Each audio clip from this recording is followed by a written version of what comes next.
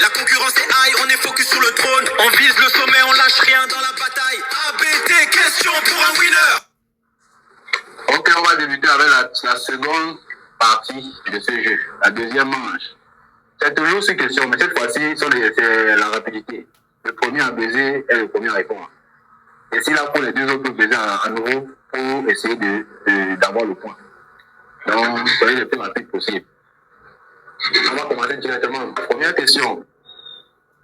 Où se trouve le berceau des premières traces de combat de type boxe dans le monde? Attends, non. La réponse est fausse. Grèce. C'est faux. États-Unis. C'est faux aussi. C'est faux aussi. La réponse est l'Égypte ancienne.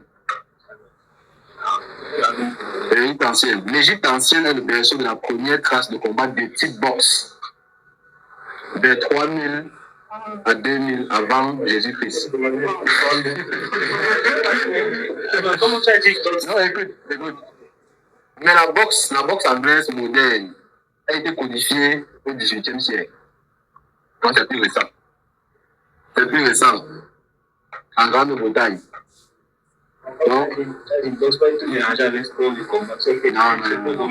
On a juste des types boxe. Non, pas forcément. Voilà. On apprend chaque jour. On y va. Deuxième question. Malheureusement, personne ne répond. Deuxième question. Quelle fête traditionnelle avait été interdite par Amadou Ahidjo et rétablie par Paul Biya qui permettait à un initié d'entrer dans l'eau et de ressortir? Oui. Le Ngono. Effectivement, c'est le Ngono. Effectivement, et quand il prend le point, je ne vais même pas laisser finir ma question. J'ai le temps pour Il ne m'a même pas laissé finir. Ça va, il n'y a pas de vitesse. Attends, maintenant. Question 3.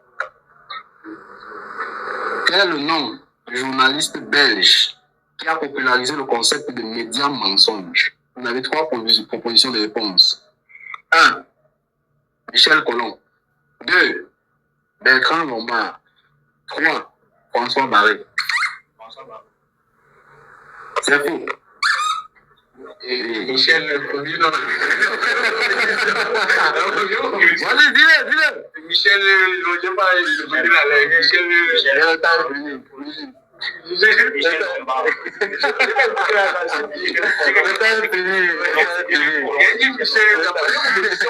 Le temps est fini. Attends. La réponse est juste. Michel Colomb. Tu dois donner. On a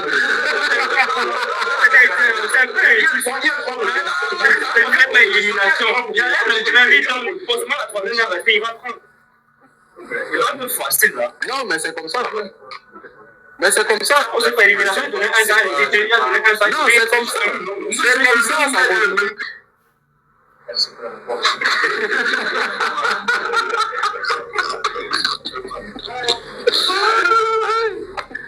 C'est pas grave, ça va. Ça va. Il y a encore 3 questions de toute façon. Tu peux te venger. On passe à la 4e question. En quelle année l'islam est entré en Afrique et par quel pays? En quelle année l'islam est entré en Afrique et par quel pays?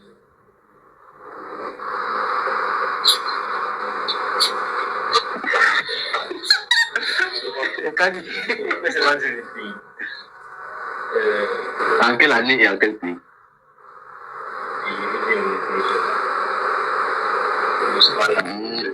Non, ce n'est pas le Nigeria. C'est pas le Nigeria. Oui, c'est pas le Sénégal non plus. Mais on va te pardonner. Attends, Nico. J'ai envie de dire que c'est entré par l'Égypte. Et c'est correct. C'est bien entré par l'Égypte. Mais la question est à 2 volets. Tu n'as pas la nuit. Non, pas exact. J'ai envie de dire 1800, mais pas la date exacte. Dis ce que tu viens de dire. 1855. Non. Oh, mais c'est bel et bien l'Égypte. La question a 2 volets, donc il valait 2 points. On va t'accorder 1 point sur les 2. On va t'accorder 1 point sur les 2. Oui, l'islam entre en Afrique au 7e siècle. Non, le 7e siècle.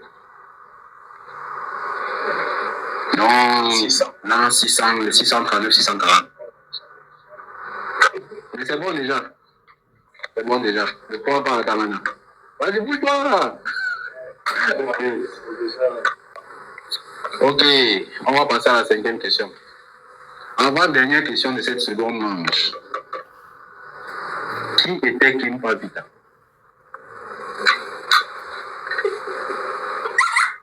Gagné. Pardon? Non, c'était pas un dieu. Qui était Kim Pavita? Attends,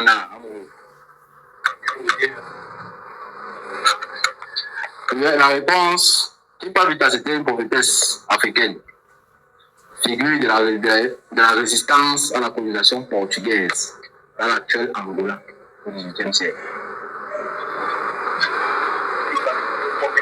Oui, une prophétesse africaine du XVIIIe siècle. Malheureusement, personne n'a le point. On va clôturer la manche avec cette question. On clôture la manche avec cette question. Toute dernière question de la manche, avant de savoir qui passe. Avant de savoir qui va passer. Et qui va voir la surprise. Et qui va voir la surprise de la demi-finale. Et comme j'ai dit au début, il y a une surprise à la demi. Oui. Dernière question. Quel est le nom scientifique du baobab africain le plus répandu? Quel est le nom scientifique du baobab africain le plus répandu?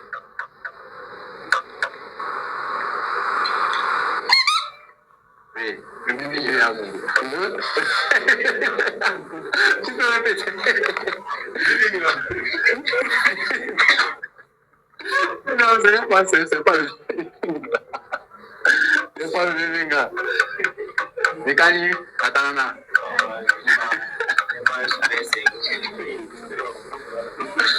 La réponse à la question, c'est Addasonia digitata.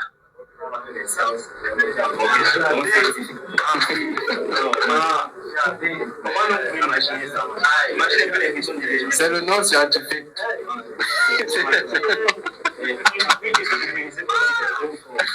Bon, la manche est terminée. La manche est terminée, mais la finale, tu sais, parfois, il y a certaines personnes qui disent que les finales sont plus faciles que la compétition.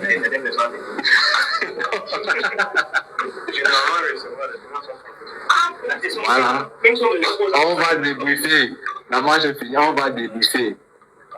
À l'issue de cette manche, Atangana a pris la tête et il vous prend la tête. Il est champion de la manche. Pas exécuté cette fois-ci. Pas exécuté cette fois-ci avec 2 points. Et quand il était derrière avec 1 point.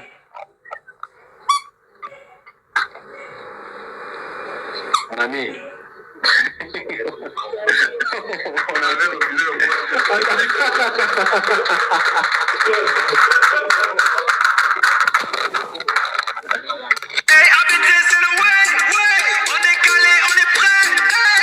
sa vie, c'est pas mollo, faut charbonner. La concurrence est high, on est focus sur le trône. On vise le sommet, on lâche rien dans la bataille. ABT, question pour un...